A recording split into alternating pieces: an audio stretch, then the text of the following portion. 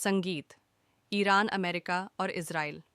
आखिर इन सब की लड़ाई है किस बात की? दुनिया में 57 इस्लामिक कंट्रीज़ है। लेकिन क्या वजह है कि अमेरिका और इज़राइल इन सब को छोड़कर एक ही कंट्री ईरान के पीछे पड़ा है? ईरान और अमेरिका की इस जंग को पूरा समझने के लिए हमें पीछे जाना होगा। On the way to world war two we shall never surrender.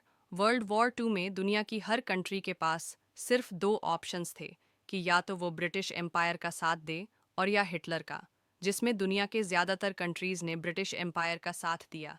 लेकिन उस वक्त ईरान के बादशाह ने ब्रिटिश एम्पायर को छोड़कर हिटलर के साथ हाथ मिलाया, जिसके बाद ईरान और जर्मनी बहुत ही क्लोज दोस्त बनने लगे। और यह बात ब्रिटिश एम्पायर को बिल्कुल पसंद नहीं आई। इसीलिए ब्रिटेन ने हर तरफ से ईरान पर हमला कर दिया और बहुत तेज़ी से पूरा ईरान फतह करने लगे। ये देखकर ईरान के बादशाह ने कुछ ही दिनों में ब्रिटिश एम्पायर के सामने सरेंडर कर दिया और उनसे अपनी बादशाहत बचाने की भीख मांगने लगे, जिस पर ब्रिटिश एम्पायर ने कहा, ठीक है, लेकिन हमारी एक शर्त है। तुम्हें ईरान के तख्त से हटना होगा और अपने 22 साल के जवान बेटे को ईरान का नया बादशाह बनाना होगा, क्योंकि उसका यह बेटा रज़ा शाह पहलवी ब्रिटिश एम्पायर का एक वफादार पपेट था। ईरान का यह नया बादशाह अंग्रेज़ों से बहुत ज़्यादा इंस्पायर था। वो चाहता था ईरान के लोग भी बिल्कुल वेस्ट की तरह कपड़े पहने, उन्हीं की तरह पार्टियां करें और अपने सारे ट्रेडिशंस को भूल जाएं। इसीलिए वह पहले दिन से यह कोशिश कर रहा था कि किसी तरह इस्लाम को ईरान के लोगों से दूर कर दिया जाए, जिसकी वजह से उसने ईरान में हिजाब पहनने पर पाबंदी लगाई, बहुत सारे मदरसों और मस्जिदों को बंद कर दिया और ईरान के बड़े बड़े इस्लामिक स्कॉलर्स को गिरफ्तार करने लगा और इनकी जगह म्यूज़िक पार्टीज़ और शराब को पूरे ईरान में फैलाने लगा।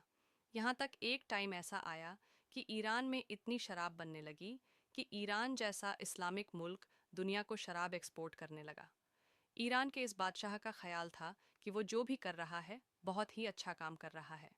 आई mean to be as you say we are the king of Kings.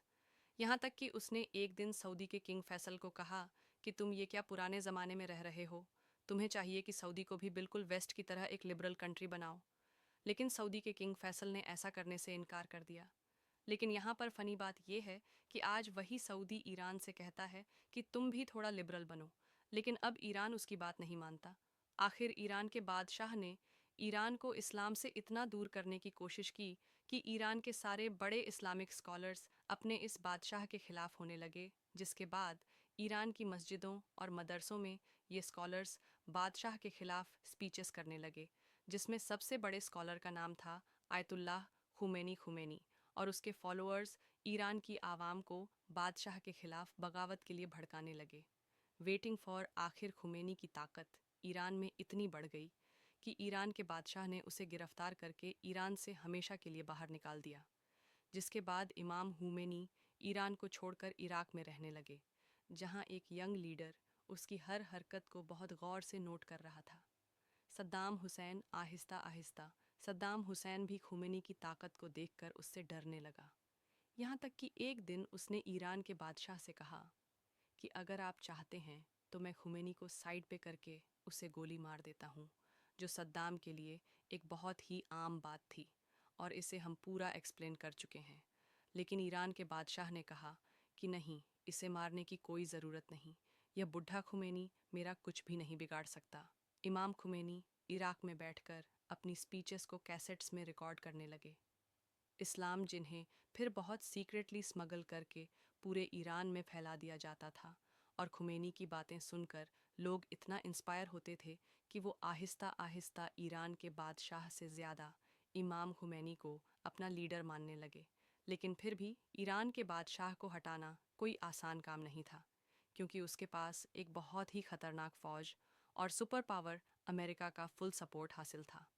America आज जेरस एंड, और वो मुसलमान दुनिया में अमेरिका का फेवरेट पपेट था। लेकिन यहाँ पर जब ईरान का बादशाह अपनी ताकत की पीक पर था, उसने अपनी ज़िंदगी की सबसे बड़ी गलती की।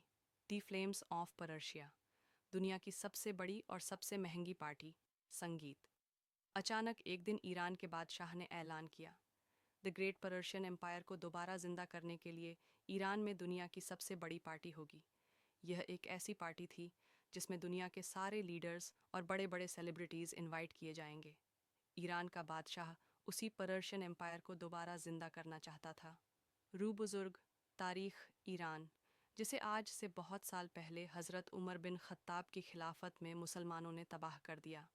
इस पार्टी के लिए ईरान के डेजर्ट के बीच में एक नई सिटी बनाई गई और अपने वीआईपी मेहमानों के लिए ईरान के बादशाह ने 600 लेमोजीन्स मंगवाई, सोने की प्लेट्स में खाना खिलाया, जिसके बाद ईरान के बादशाह ने सबको अपने सामने खड़ा किया और अपने सोने के तख्त पर ऐसे बैठा कि अब वहीं पर एम्पायर का नया शहंशाह है। लेकिन अब जब ईरान का बादशाह अपनी अय्याशी की ज़िंदगी गुजार रहा था, वहाँ ईरान के गरीब लोग सोचने लगे कि हम यहाँ खाने पीने की चीज़ों को तरस रहे हैं और हमारा बादशाह सोने की प्लेट में खाना खाता है। इसीलिए इस पार्टी के बाद ईरान के लोग बहुत तेज़ी से इमाम खुमैनी की सोच की तरफ बढ़ने लगे और खुमैनी ने भी अपनी कैसेट्स में ऐलान किया कि ईरान का बादशाह आज के दौर का यजीद है। आहिस्ता आहिस्ता खुमैनी ईरान में इतना ताकतवर हुआ कि ईरान के बादशाह को समझ आ गई कि अब उसे सिर्फ एक ही ताकत होनी से बचा सकती है, सुपर पावर अमेरिका, द